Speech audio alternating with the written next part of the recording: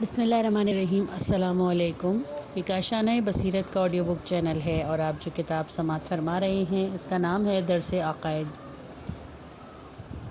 اس کی تالیف کی ہے حجت الاسلام المسلمین غلام علی سنجیری نے اور اس کا ترجمہ کیا ہے سید سبطین علی نقوی نے۔ آئیے سنتے ہیں اس کا 26واں درس، صفحہ نمبر 178۔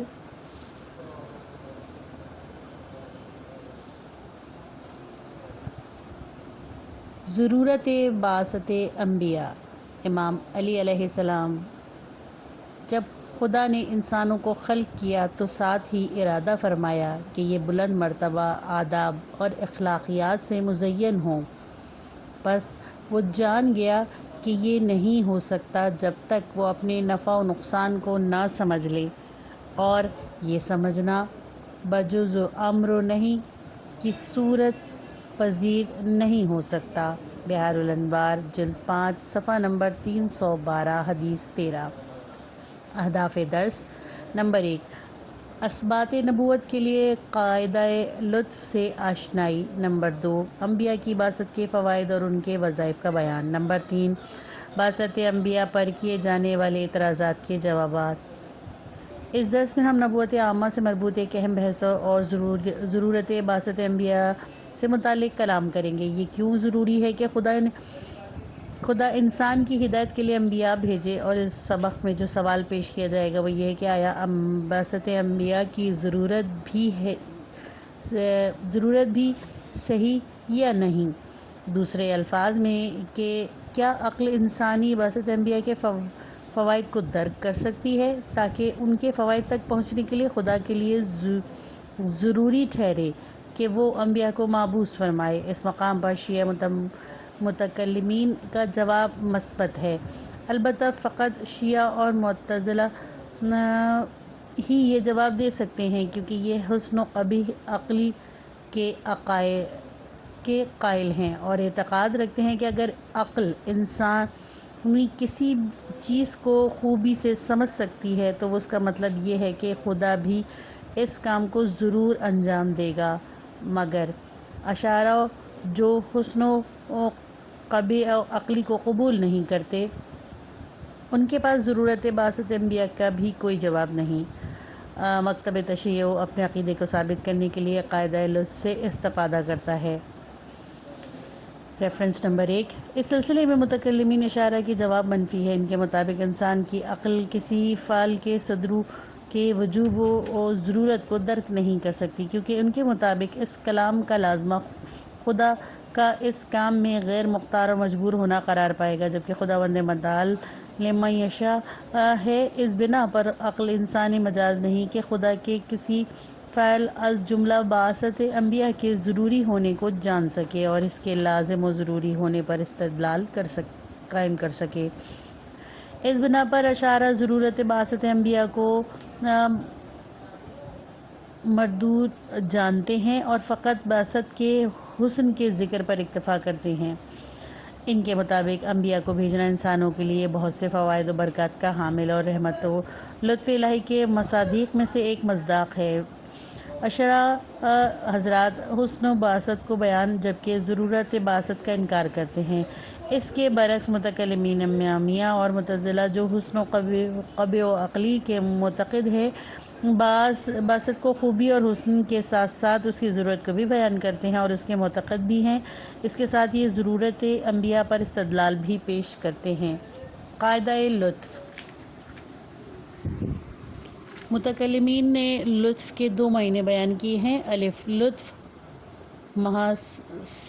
محصل یعنی ایسا فعل ہے جس کے انجام دینے کی صورت میں انسان مکلف اپنے اختیار سے اس فعل کو، جس کی انجام دہی میں خدا کی اطاعت مرموز ہوتی ہے، انجام دیتا ہے، یا ایسے کام سے جس میں خدا کی معصیت ہوتی ہے سے دوری اختیار کرتا ہے۔ ب، لطف مقرب ایسا فعل ہے کہ واقع ہونے کی صورت میں انسان مکلف انجام اطاعت یا ترک معصیت کی وجہ سے نزدیک ہو جاتا ہے۔ اس معنی میں کہ خدا کی اطاعت کے لیے ایک زمینہ نصرت فراہم ہو جاتا ہے۔ بیان شدہ تعریف سے واضح ہو گیا ہوگا کہ لطف اس جگہ ہوتا ہے جہاں پائے تکلیف، یعنی کہ چاہے وہ عقلی ہو یا شرعی، درمیان میں موجود ہو اس شخص کے نسبت جو کسی کام کے انجام یا ترک کرنے پر مکلف ہے۔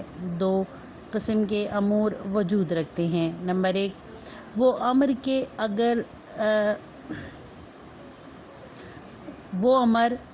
کہ اگر واقع ہوں تو شخص اپنے اختیار سے جس چیز کا مکلف ہوتا ہے اسے انجام دیتا ہے۔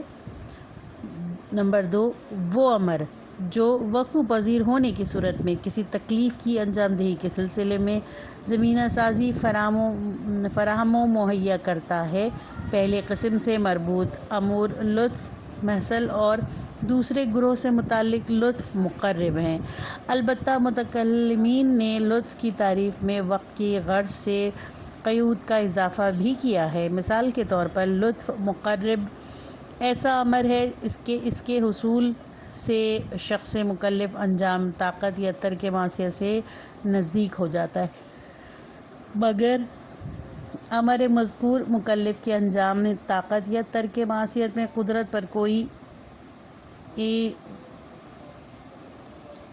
دخالت نہیں رکھتا، نیز مجبور ہونے یا سلب اختیار کا باعث بھی نہیں بنتا۔ بیان کی گئی تعریف سے لطف مقرب کی 2 خصوصیات معلوم ہوتی ہیں۔ نمبر 1، لطف مقرب قدرت مکلف میں کوئی دخالت نہیں رکھتا اور اس کے کسی فعل کو انجام دینے کی قدرت کی شرائط میں شمار نہیں ہوتا۔ نمبر 2، لطف مقرب کا تحقق طاعت و معصیت میں مکلف کے لیے سلب اختیار کا موجب نہیں بنتا۔ البتہ یہ دونوں خصوصیات لطف محصل میں بھی موجود ہیں۔ وجوب لطف کے معنی اور اس کی اقسام کے بیان کے بعد سوال یہ پیدا ہوتا ہے کہ کیا لطف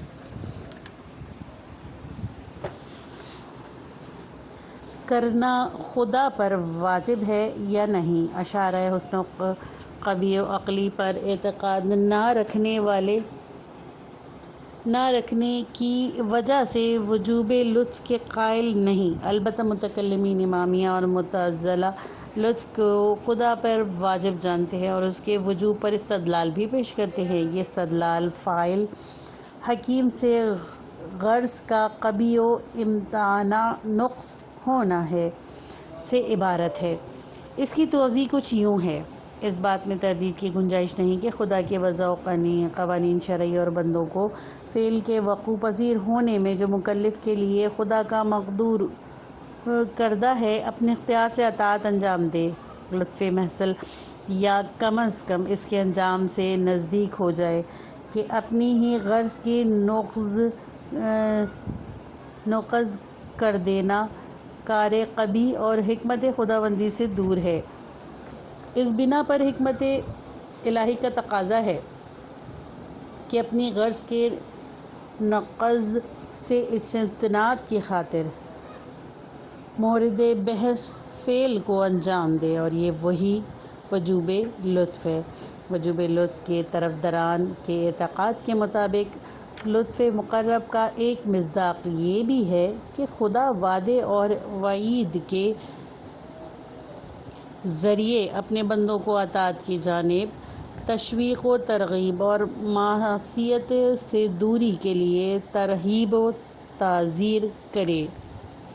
حقیقت یہ ہے کہ انسان کو کمال و سعادت تک پہنچنے کے لیے خدا کی ہدایت خاص کی ضرورت ہے، وہی ہدایت جو وحی کے ذریعے سے انبیاء کے اختیار میں دی گئی اور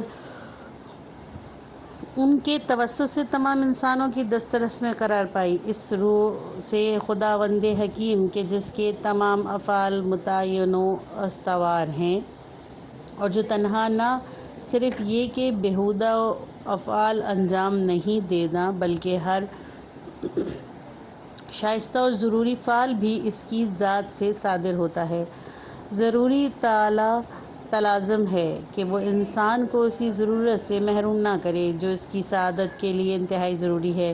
اس چیز کو ہم ایک مثال سے واضح کرتے ہیں۔ ایک صاحب خود شخص نے اپنے کچھ دوستوں کو کھانے کی دعوت پر مدعو کیا، بہترین قسم کے کھانے مشروبات کا انتظام کیا، ان کی خدمات کے لیے خدمت گزاروں کو فراہم کیا اور در و دیوار سجاوٹی اشیاء سے مزین کی، مگر اس کے دوست گھر نہیں پہچانتے اور کسی بھی راہ سے اس کے گھر کا پتہ معلوم کرنے کی توانائی بھی نہیں رکھتے۔ نیز یہ مرد خرد مند بھی جانتا ہے کہ اس کے مہمان اس کے مکان کو نہیں پہچانتے اور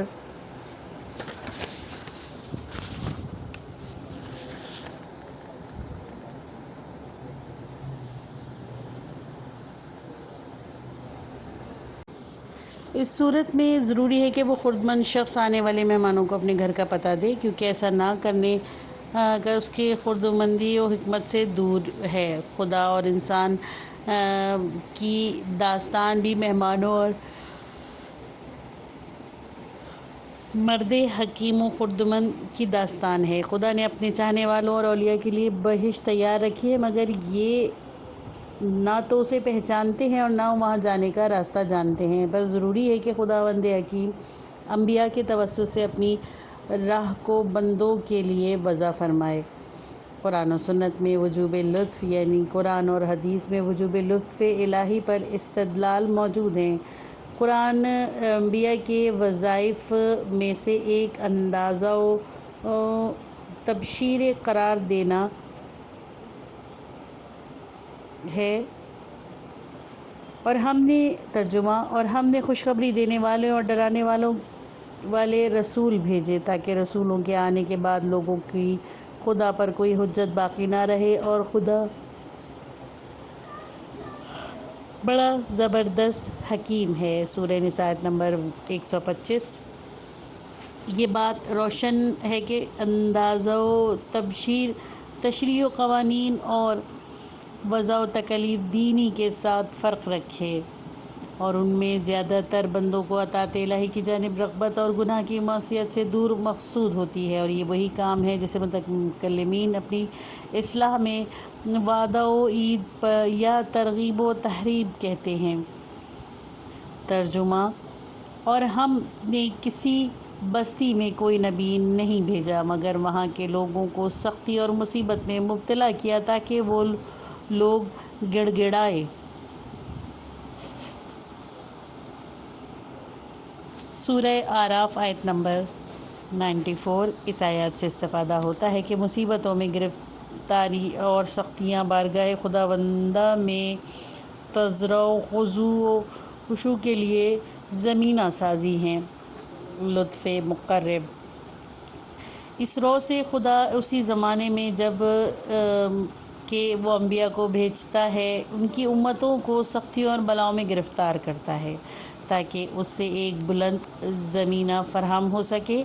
اس مطلب کی نشاندہی احادیث میں بھی کی گئی ہے۔ حضرت امیر المومنین علیہ السلام فرماتے ہیں، ترجمہ: جیسے ہی خدا نے بندوں کو خلق کیا اسی وقت ارادہ فرمایا کہ یہ اچھے آداب اور بلند اخلاقی مرتبے کے حامل ہو جائیں، پس وہ جان گیا کہ یہ نہیں ہو سکتا کہ جب تک وہ اپنے نفع و نقصان کو نہ سمجھ لے، اور یہ سمجھنا بجز امر نہیں کی صورت پذیر نہیں ہو سکتا، اور امر نہیں یہ ایک دوسرے کے ساتھ جمع نہیں ہو سکتے مگر وعد و وعید کے ساتھ، اور وعد و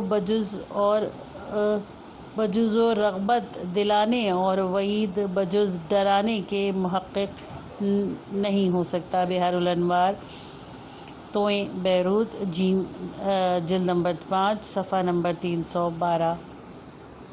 مقدمہ اول: خدا انسان کا خالق ہے۔ یہ مطلب ہم بحث توحید میں کر چکے ہیں۔ مقدمہ دوم: خدا حکیم ہے، یعنی بے فائدہ اور بیہودہ افعال انجام نہیں دیتا، کیونکہ حکمت صفات ثبوتیہ میں سے ایک اہم ہے اور خدا تمام صفات ثبوتیہ کا حامل ہے۔ بنابراین خدا نے انسان کو کسی ہدف کے ساتھ خلق فرمایا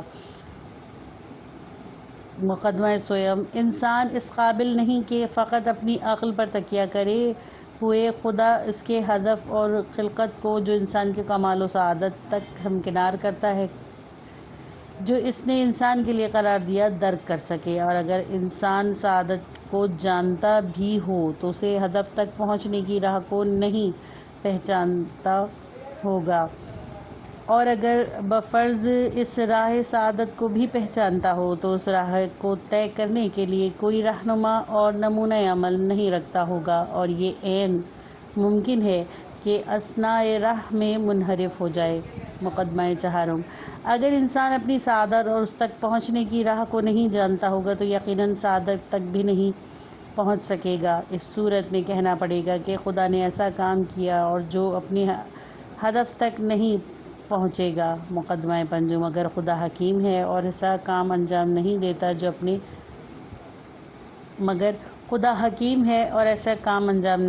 جو اپنے ہدف تک نہ پہنچے۔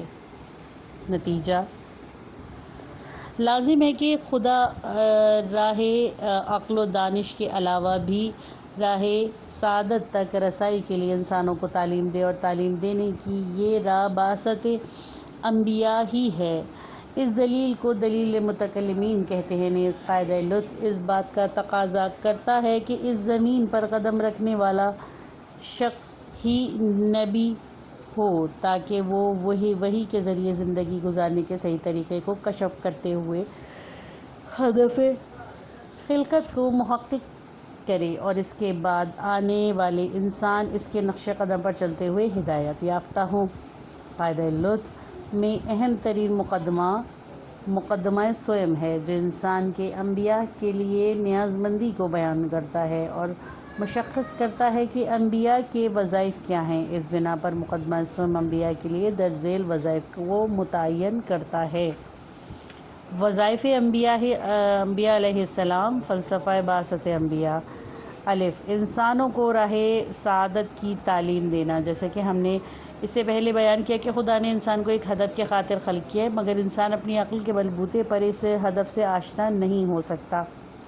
اس دعوے کو ثابت کرنے کے لیے بہترین دلیل یہ ہے کہ جب ہم اپنے زمانے کی ترقی پر نگاہ کرتے ہیں جو کہ مختلف علوم کے سلسلے میں کی گئی ہے، تو ہم دیکھتے ہیں کہ اس کے باوجود بھی دانشمند اس قابل نہیں ہوئے کہ انسان کو صحیح طرح سے پہچان سکیں، اس کے لیے کوئی ہدف معین کر سکیں، اور ان میں سے بعض کا کہنا ہے کہ انسان فقط ایک جسم مادی رکھتا ہے، اس کا ہدف زیادہ سے زیادہ لذت اور فائدہ بٹورنا ہے۔ کچھ دوسرے اعتقاد رکھتے ہیں کہ ہر چند کہ انسان ایک مادی جسم کا حامل ہے، مگر اسے اہداف غیر مادی کا بھی حامل ہونا چاہیے، جیسے کہ دوسروں کی مدد یا خوشی کا احساس رکھنا۔ ان کے مقابل بعض کا کہنا ہے کہ انسان کی حقیقت اس کی روح ہے جو غیر مادی ہے، اور انسانوں کا ہدف کمال تک رسائی ہے۔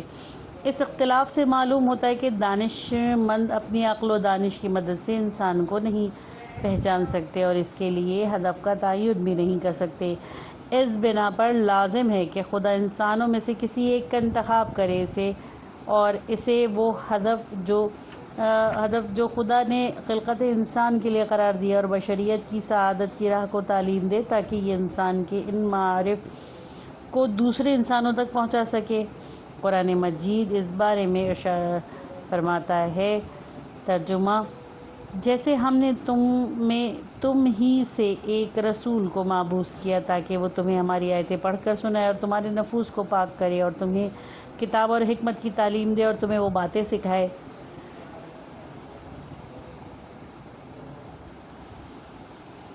جن کی تم پہلے سے خبر نہیں رکھتے تھے۔ سورہ بقرہ آیت نمبر 151۔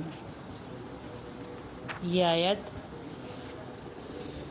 صاف بیان کر رہی ہے کہ انبیاء کے اہداف میں سے ایک یہ ہے کہ وہ انسانوں کو تعلیم دیں اور وہ چیزیں ان کے لیے بیان کریں جو ان کی عقل و دانش درک کرنے کی صلاحیت نہیں رکھتی۔ قوانین الہی کو انسانوں تک پہنچانا۔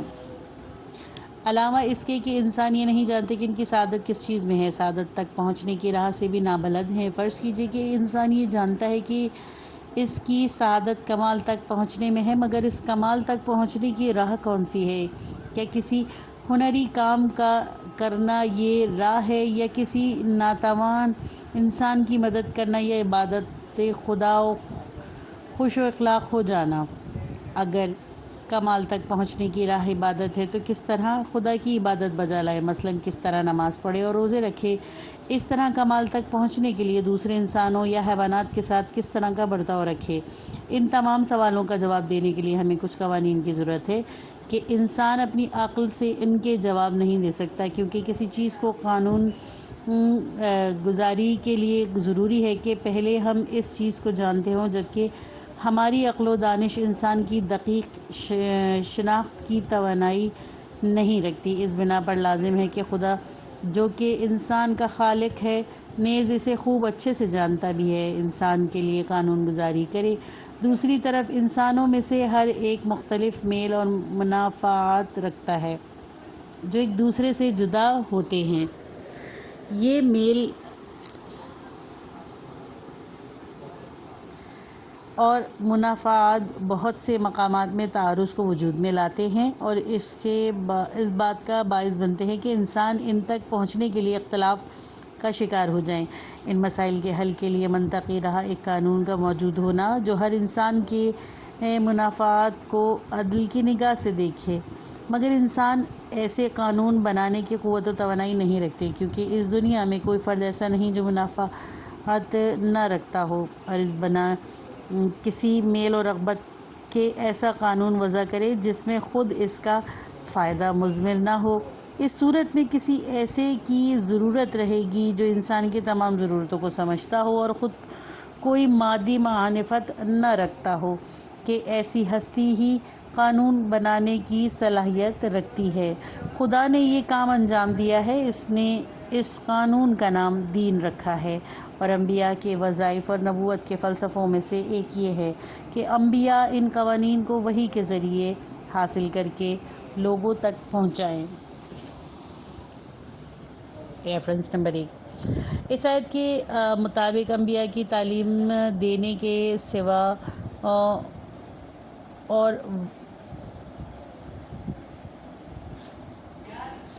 دو اور وظائف بھی مقرر ہوئے ہیں۔ ایک آیت کی تلاوت ہے، یعنی انبیاء خدا کی کتاب ہے جو کہ اس کا نبی نوح انسان کے لیے پیغام ہوتی ہے کو خدا سے لے کر انسانوں تک پہنچاتے ہیں۔ ایک دوسرا وظیفہ تزکیہ نفس ہے۔ پیغمبر الہی ایسے پاک و پاکیزہ افراد ہیں کہ تمام فضائل اور اخلاقی کو اپنی ذات میں جمع کیے ہوئے ہیں۔ یہ خود مجسمہ کمالات اخلاقی اور روحانی ہیں، اسی وجہ سے ان میں یہ صلاحیت ہوتی ہے کہ معاشرے کے دوسرے افراد جو اخلاقی پستی کا شکار ہوتے ہیں ان کے نفوس کا تزکیہ کر سکیں۔ یہاں ایک نکتہ یہ بھی اہم ہے کہ تعلیم کا ذکر پہلے اور تزکیے کا ذکر بعد میں آیا ہے، اور اس کی وجہ یہ ہے کہ مقام عمل میں تعلیم پہلے اور تزکیہ بعد میں ہے۔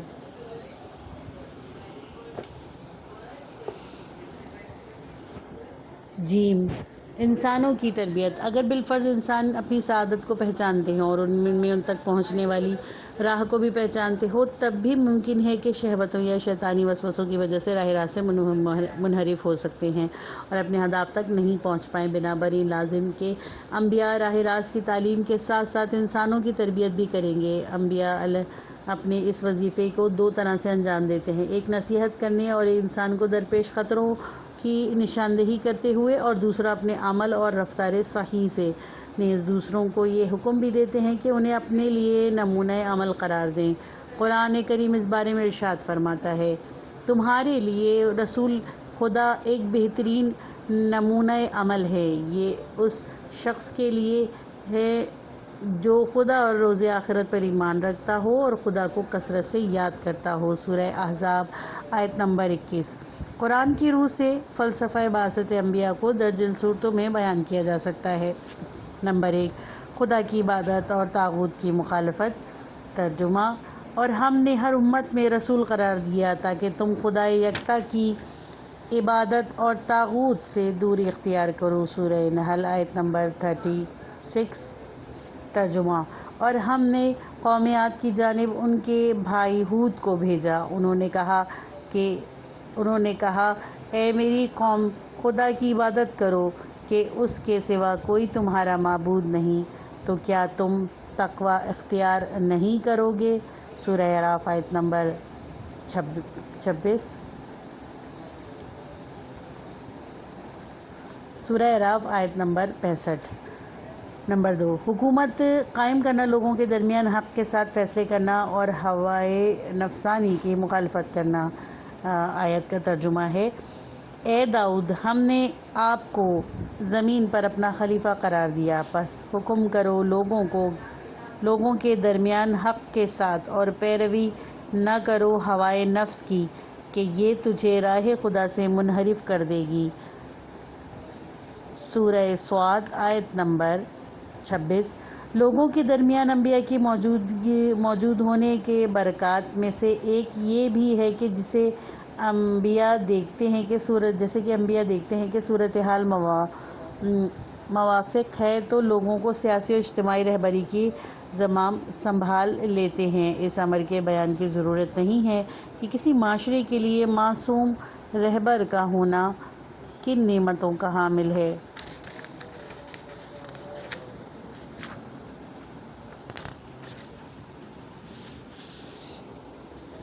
نمبر 3، انسانوں کے توسط سے عدالت اجتماعی کا قیام۔ قرآن کریم میں ارشاد ہے، ہم نے اپنے رسولوں کو کھلی ہوئی نشانیوں کے ساتھ بھیجا اور ان کے ساتھ کتاب اور میزان کو نازل کیا تاکہ لوگوں میں عدالت کا قیام عمل میں لائیں۔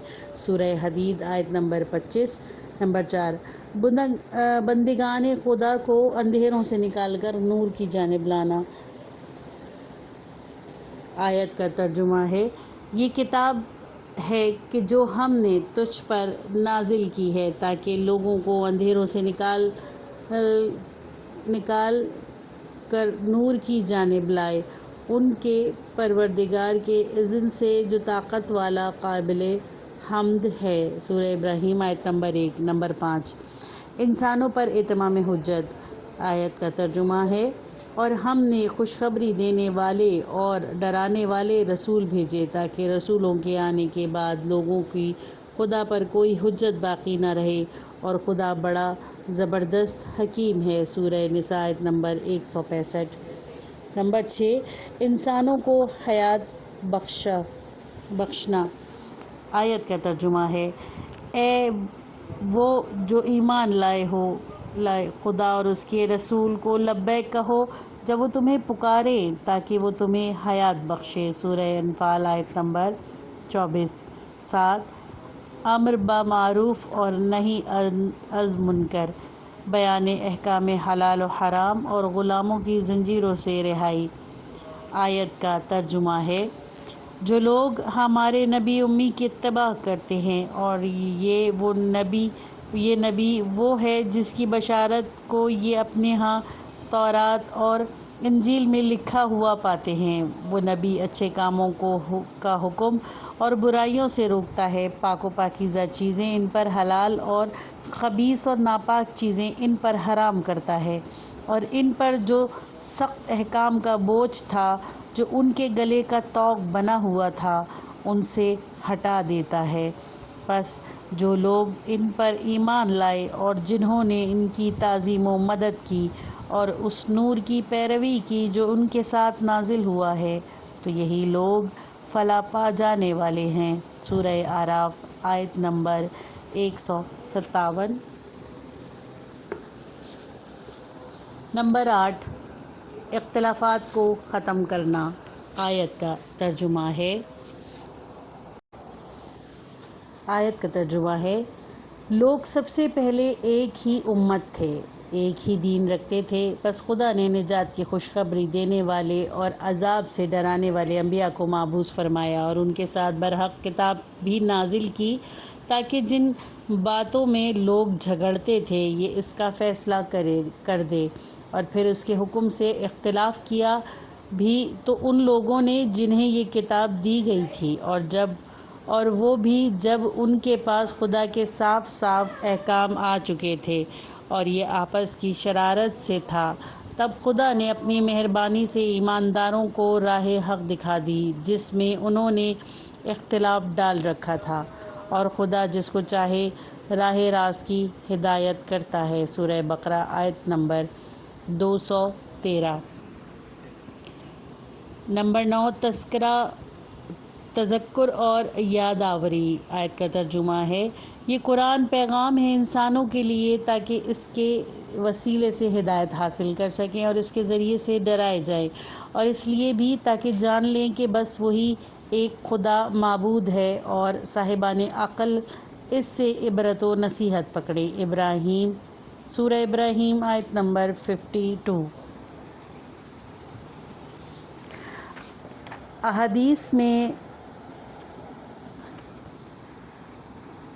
احادیث میں اہداف بعثت انبیاء۔ آیت کا ترجمہ ہے، احادیث میں معصومین میں اہداف بعثت انبیاء۔ امام رضا علیہ السلام کا ارشاد ہے، اس کے سوا کوئی چارہ نہیں تھا کہ خدا اور انسانوں کے درمیان رسول واسطہ ہوں، اور جو معصوم ہوں اور جو انہیں امر نہیں کریں اور آداب الہی کو ان تک منتقل کریں اور انہیں ان کے فائدے اور نقصان سے آگاہ کریں، کیونکہ ان کی خلقت میں ایسی دو چیزیں وجود نہیں رکھتی تھی جس کے ذریعے سے وہ اپنی ضروریات کو سمجھ سکتے تھے۔ ریفرنس نمبر 1 علل الشرع جلد اول صفحہ نمبر 253، اور نہج البلاغہ خطبہ نمبر 1۔ امیر المومنین علیہ السلام نہج البلاغہ خطبہ نمبر 1 میں ارشاد فرماتے ہیں، پس خدا نے انسانوں کے درمیان اپنے رسولوں کو بھیجا اور اپنے انبیاء کو پے در پے ان کی جانب روانہ کیا تاکہ ان سے وہ وفائے عہد فطری کو طلب کرے اور ان کو بھولی ہوئی نعمتیں یاد دلائے اور ان پر ابلاغ حکم کی حجت کو تمام کرے اور عقل کے دفینوں کو ان کے لیے آشکار کرے۔ 24ویں درس کا یہ حصہ مکمل ہوا۔ اگلا حصہ سننے کے لیے اگلا پارٹ سنیے۔